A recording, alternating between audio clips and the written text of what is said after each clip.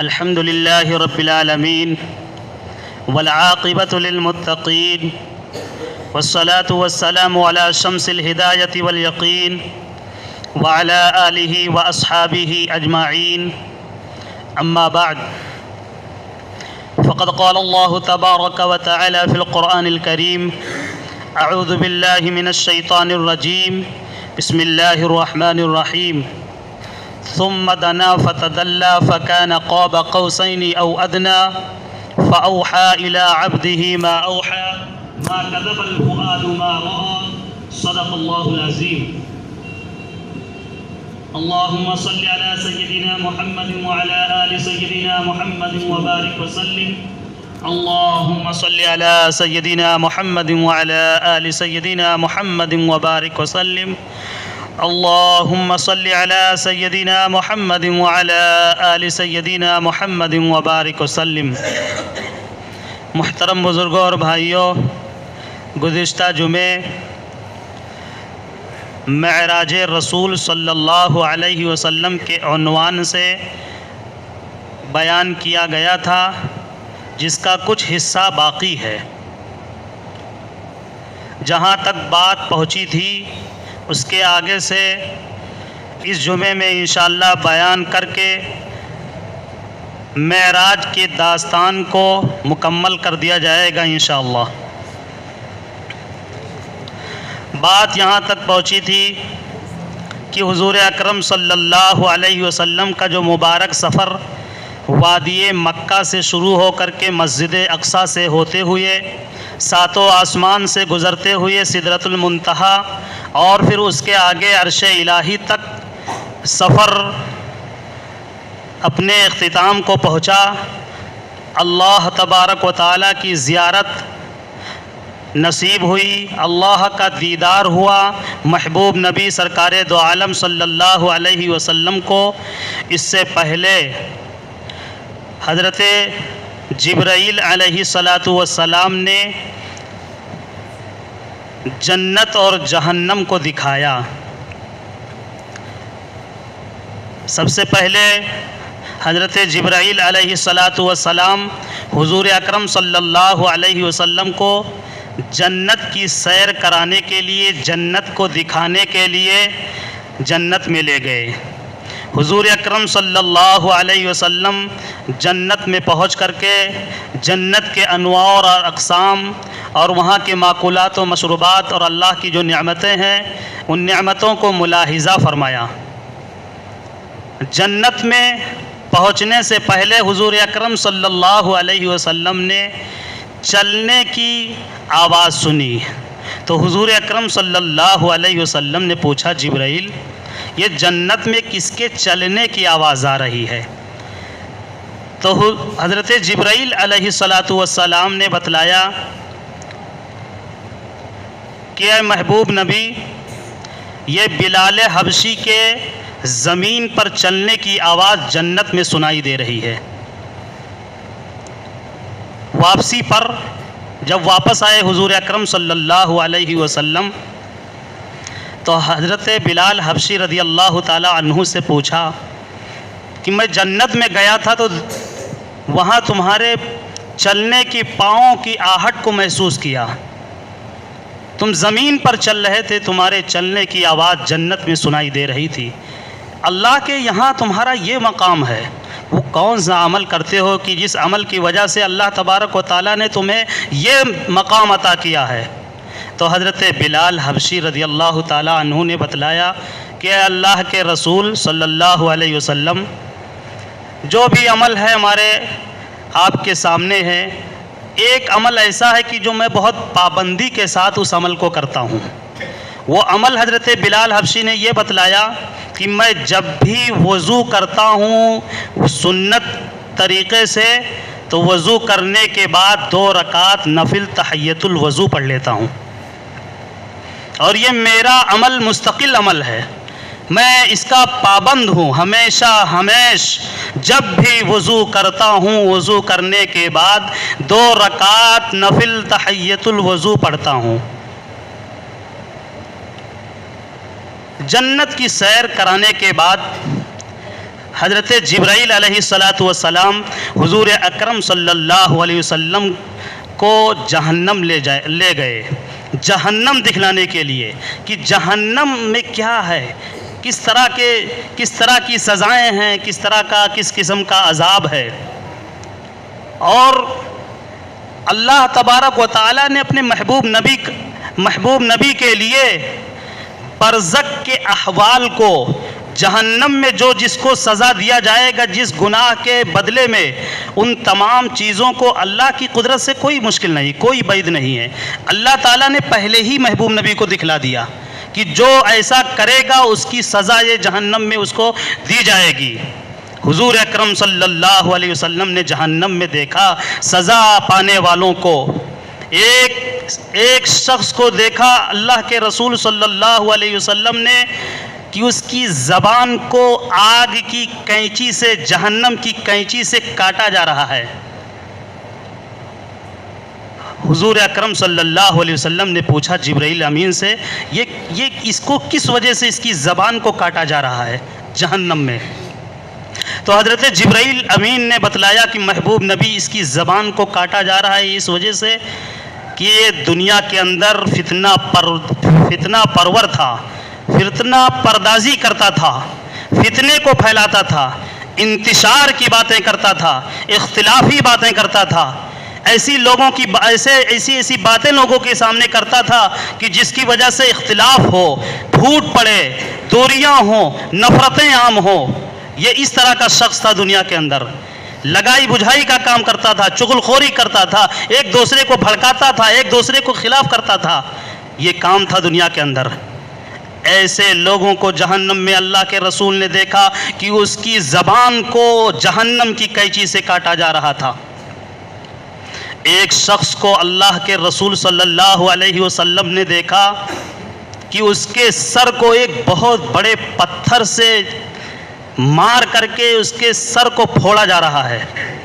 حضور نے پوچھا جبرائیل امین یہ اس کو کس وجہ سے سزا دیا جا رہا ہے کہ پتھر سے مار کر کے اس کے سر کو پھوڑا جا رہا ہے؟ تو حضرت جبرائیل امین نے بتلایا کہ محبوب نبی یہ بے نمازی تھا، یہ نماز نہیں پڑھتا تھا دنیا کے اندر، اس کا سر نماز کے لیے بھاری ہوتا تھا، نماز کو اپنے لیے بہت بڑا بوجھ سمجھتا تھا، یہ اس وجہ سے آج جہنم میں اس کے سر کو پتھر سے کچلا جا رہا ہے اور پھوڑا جا رہا ہے۔ ایک شخص کو اللہ کے رسول صلی اللہ علیہ وسلم نے دیکھا کہ وہ اپنے جسم کا گوشت کاٹ کر کے خود ہی کھا رہا ہے۔ جبرائیل امین سے پوچھا تو انہوں نے بتلایا کہ محبوب نبی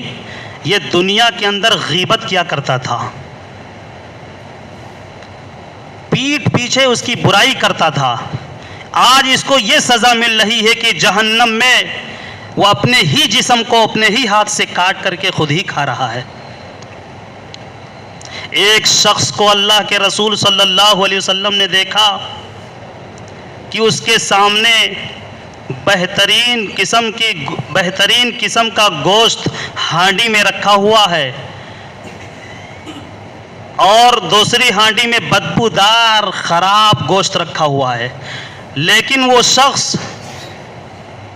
بہترین پاکیزہ گوشت کو نہ کھا کر کے وہ بدبودار گوشت کو کھا رہا ہے، اس ہانڈی سے نکال کر کے کھا رہا ہے۔ پوچھا تو حضرت جبرائیل امین نے بتلایا کہ محبوب نبی یہ دنیا کے اندر پاکیزہ حلال عورتیں میسر ہونے کے باوجود یہ بدکاری کیا کرتا تھا، ناجائز طریقے سے عورتوں سے خواہش پوری کرتا تھا۔ یہ جہنم میں اور بھی بہت سارے واقعات ہیں، وقت نہیں کہ پورا بتایا جائے۔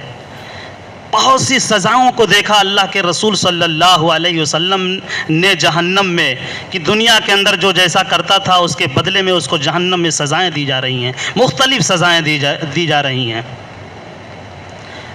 بہرکیف جنت اور جہنم کی سیر ہو جانے کے بعد، دیکھنے کے بعد، اللہ کے رسول صلی اللہ علیہ وسلم عرش الہی پہ پہنچے اللہ کے دیدار کرنے کے لیے۔ اب جب وہاں پہنچتے ہیں تو حبیب اور محبوب کی ملاقات ہوتی ہے۔ چونکہ اللہ کے رسول صلی اللہ علیہ وسلم غمزدہ تھے، نڈھال تھے، طائف میں پتھروں کی بارش برسائی گئی تھی، طائف میں ستایا گیا تھا حضور کو، مکۃ المکرمہ میں راستے میں کانٹے بھی بچھائے گئے تھے، ساحر، مجنون، دیوانہ، پاگل کہا گیا تھا، ہر طرح سے ہمارے محبوب نبی کو ستایا گیا تھا، دل آزاری کی گئی تھی۔ اللہ تبارک و تعالی نے اپنے محبوب نبی کا جو یہ معراج کا سفر کرایا، اسی مقصد کے لیے سفر کرایا کہ محبوب نبی اپنے عظمت کو دیکھ لیجئے، اپنے مقام کو دیکھ لیجئے کہ آپ کا مقام ہمارے یہاں کتنا بلند ہے، ہمارے نزدیک آپ کی عظمت کتنی بڑھی ہوئی ہے۔ یہ لوگ ستا رہے ہیں، آپ کو نہیں سمجھ رہے ہیں، لیکن آپ ہمارے نزدیک بہت قریب ہیں۔ جب ملاقات ہوتی ہے عرش پہ اللہ کی اور رسول اللہ کی ملاقات، کائنات میں ایسی ملاقات نہ کبھی ہوئی ہے اور نہ کبھی ہو سکے گی کسی کی۔ ملاقات بھی عجیب و غریب طرح سے ہو رہی ہے۔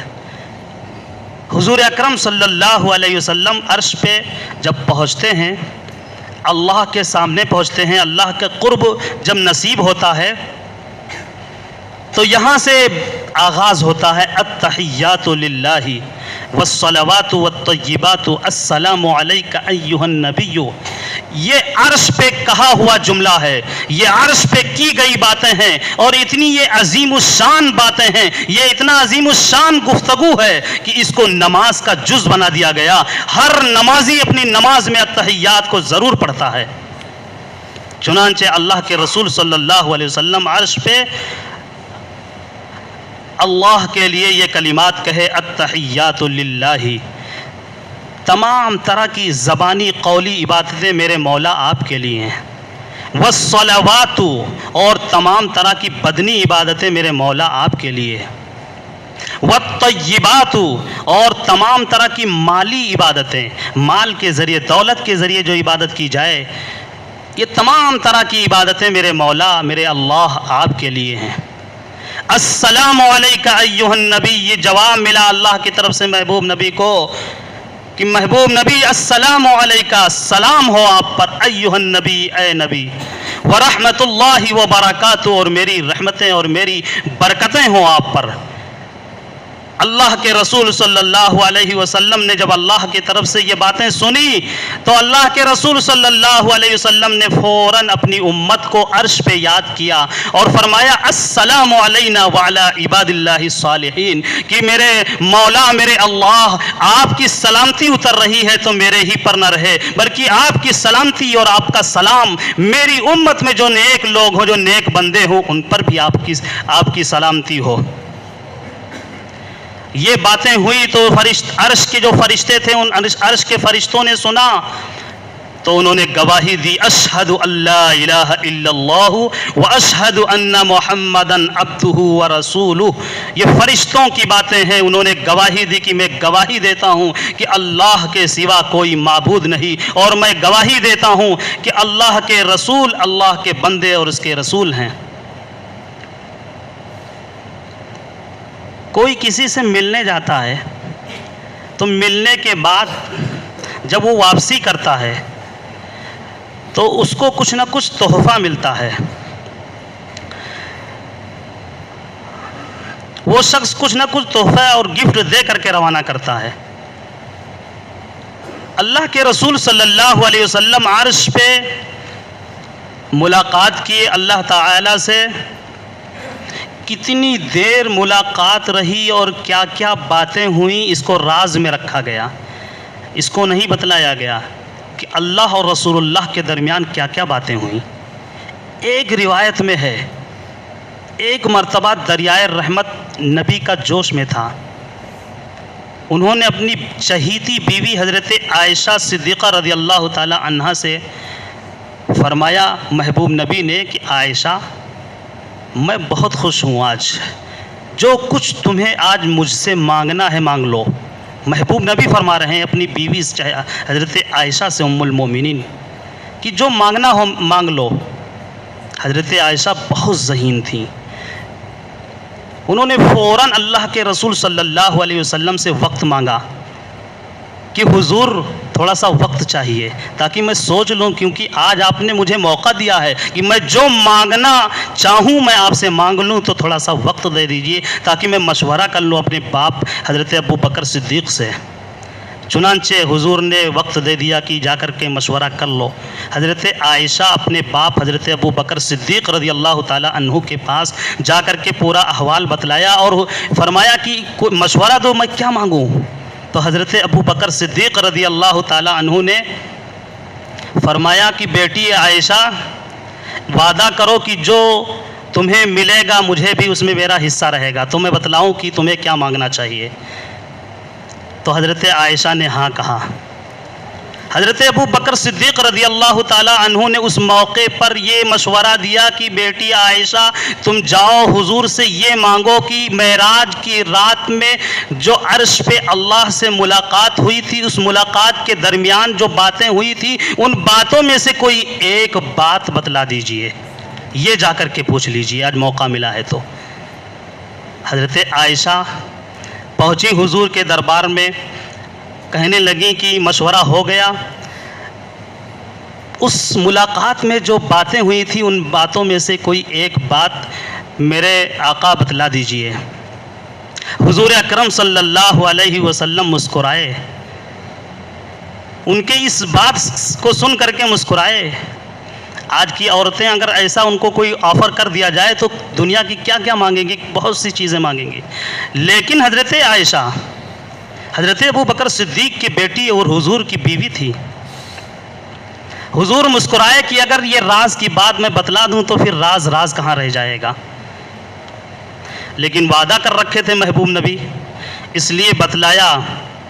کہ اس خلوت میں، تنہائی میں میرے اور اللہ کے درمیان جو تنہائی تھی اور جو باتیں ہوئی تھیں، ان باتوں میں سے ایک بات یہ ہوئی تھی کہ میرے اللہ نے مجھ سے وعدہ کیا تھا کہ محبوب نبی، آپ کی امت میں سے کوئی شخص کسی ٹوٹے ہوئے دل، جس کا دل ٹوٹا ہوا ہے، اس کے دل کو اگر کوئی جوڑ دے گا، اس کو خوش کر دے گا، تو اللہ نے مجھ سے وعدہ کیا ہے کہ میں بغیر حساب و کتاب کے اس کو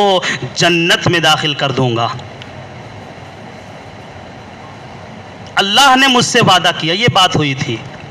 حضرت عائشہ سنی تو خوش ہو گئیں کہ بہت ہی بہترین، بہت ہی بڑا موقع ہاتھ آ گیا ہے کہ کوئی شکستہ دل ہو، ٹوٹا ہوا دل ہو، پریشان حال ہو، کیا ہے کہ ہم اس کو خوش کر دیں کسی ذریعے سے، کسی بات سے، کسی کام سے اس کو ہم اگر خوش کر دیتے ہیں، اس کا دل جوڑ دیتے ہیں اور وہ خوش ہو جاتا ہے، تو یہ بہانہ ہو گیا، بغیر حساب و کتاب میں اللہ نے وعدہ کر رکھا ہے کہ اس کو جنت میں داخل کروں گا۔ خوش ہو کر کے جا کر کے بتلائیں حضرت ابو بکر صدیق رضی اللہ تعالیٰ عنہ سے۔ حضرت ابو بکر سن کر کے رونے لگے۔ حضرت عائشہ حیران ہوئی کہ ابا رو کیوں رہے ہیں، یہ تو خوشی کا موقع ہے، ایک اچھا بہانہ مل گیا، رحمت الہی کا بہانہ مل گیا ہے۔ تو حضرت ابو بکر صدیق رضی اللہ تعالیٰ عنہ نے بتلایا کہ بیٹی عائشہ، یہ تو تم نے سن لیا، جان لیا کہ کوئی کسی پریشان حال کو خوش کر دے گا تو اس کو جنت مل جائے گی،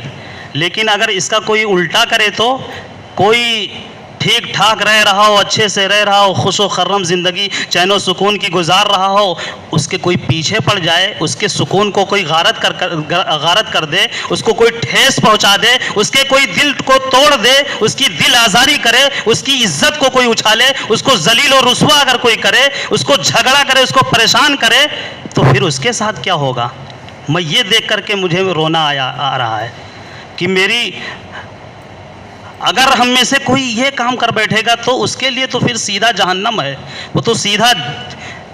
کسی کے دل کو ٹھیس پہنچانے والا تو سیدھا جہنم میں جائے گا۔ تو یہ ایک راز کی باتیں، کیا کیا باتیں ہوئیں اللہ اور رسول اللہ کے درمیان، مخفی رکھا گیا، نہیں ظاہر کیا گیا۔ تحفہ کیا ملا اللہ تبارک و تعالیٰ کے جانب سے محبوب نبی کو؟ سورہ بقرہ کی آخری کچھ آیتیں دی گئی، اور اللہ کے طرف سے یہ بھی تحفہ ملا کہ آپ کی امت میں سے کوئی شخص مشرک نہیں ہوگا، یعنی شرک نہیں کرے گا تو میں اس کو جنت میں ضرور داخل کروں گا۔ اور سب سے عظیم الشان جو تحفہ عرش پہ پہنچ کر کے عرش پہ بلا کر کے اللہ تبارک و تعالیٰ نے محبوب نبی کو نوازا، وہ یہ تحفہ تھا 50 وقت نماز کا۔ 50 وقت کی نماز لے کر کے حضور واپس ہوئے۔ حضرت موسیٰ علیہ السلام سے ملاقات ہوئی۔ حضرت موسیٰ علیہ السلام نے عرض کیا کہ محبوب نبی 50 وقت کی نماز آپ کی امت کمزور ہے، نہیں پڑھ پائے گی، مشکل لگے گا، کیونکہ میں اپنی امت کو آزما چکا ہوں، ہماری امت بہت مضبوط تھی لیکن عمل میں بہت پیچھے رہ گئی، اس لیے آپ جائیے کم کروا لیجئے۔ 9 بار حضرت موسیٰ علیہ السلام کے کہنے پر حضور اکرم صلی اللہ علیہ وسلم اللہ کے پاس پھر سے گئے، 9 بار گئے، کم کرواتے رہے، 5 نمازیں کم ہوتی رہیں، یہاں تک کہ صرف 5 نمازیں رہ گئیں۔ اللہ تبارک و تعالیٰ نے محبوب نبی سے فرمایا کہ محبوب نبی یہ 5 نمازیں بھی آپ کی امتی اگر پڑھیں گے تو 50 وقت کی نماز پڑھنے کا ثواب پائیں گے۔ یہ تحفہ لے کر کے میں نماز کا حضور اکرم صلی اللہ علیہ وسلم تشریف لے آئے۔ چونکہ جب واپس تشریف لائے، اب یہاں معراج کا سفر پورا ہو گیا، مکمل ہو گیا، یہ پوری داستان مکمل ہو گئی۔ چچا کے گھر سے یہ سفر کا آغاز ہوا تھا، پھر بستر پر جب پہنچائے گئے حضور اکرم صلی اللہ علیہ وسلم تو محسوس کیا کہ بستر ابھی گرم ہے، اور جہاں وضو کیے تھے وہ پانی ابھی بھی بہہ رہا ہے، کنڈی ابھی بھی ہل رہی ہے۔ مفسرین نے لکھا ہے کہ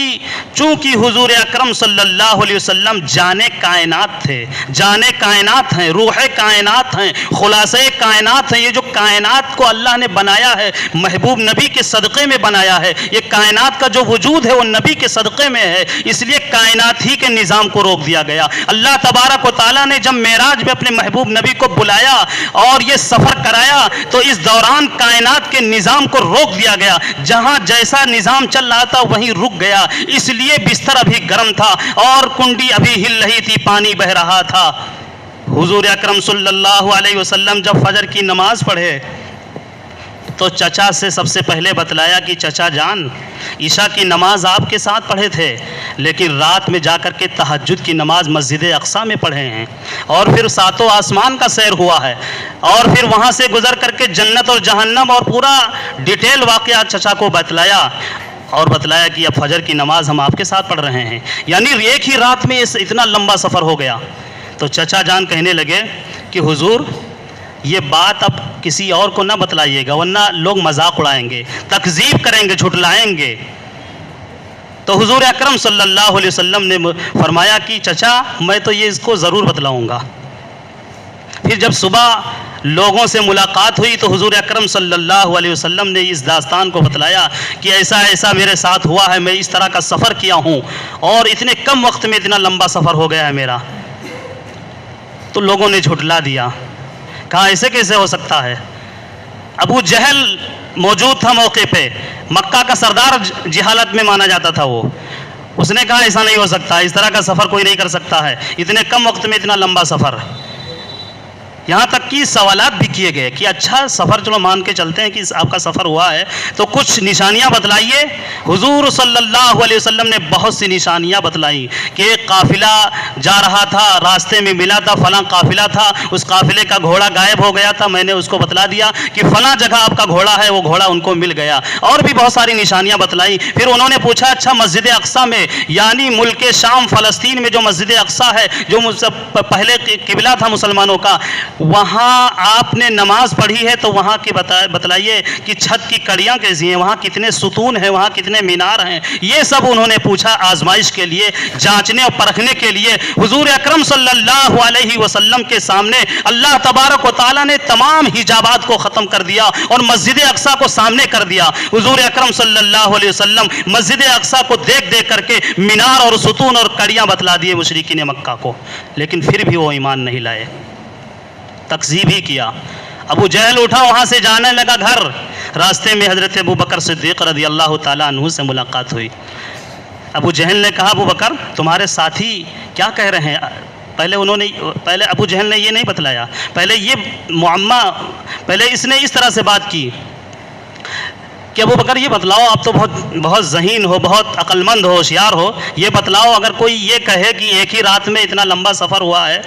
فلسطین کا سفر ہوا ہے اور وہاں مسجد اقصیٰ تک جانا ہوا ہے، اور پھر اس کے آگے ساتوں آسمان اور عرش تک کسی کا جانا ہوا ہے ایک ہی رات میں، تو کیا مان لو گے؟ تو حضرت ابو بکر نے کہا نہیں، ایسا نہیں ہو سکتا، میں نہیں مانوں گا، ایسا کیسے ہو سکتا ہے؟